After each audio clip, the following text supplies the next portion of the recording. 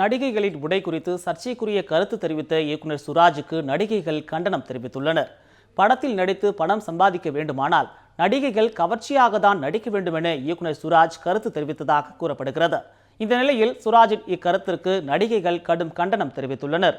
இது தொடர்பாக சென்னையில் செய்தியாளர்களை சந்தித்த நடிகை லட்சுமி ராமகிருஷ்ணன், இயக்குனர் சுராஜின் தாயும் அவரது மனைவியும் ஒரு பெண் என்பதை அவர் உணர்ந்து செயல்பட வேண்டும் என தெரிவித்தார்.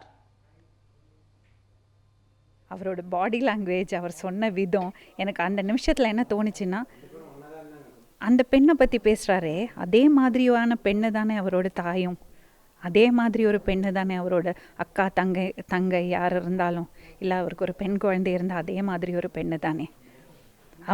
அவங்களையும் சேர்த்து தான் அவர் பேசுகிறாருன்னு அவர் யோசிக்க மாட்டாரான்னு தான் எனக்கு தோணுச்சு. இதனிடையே நடிகைகளின் ஆடை குறித்து தெரிவித்த கருத்திற்காக மன்னிப்பு கேட்டுக்கொள்வதாக இயக்குனர் சுராஜ் தெரிவித்துள்ளார்.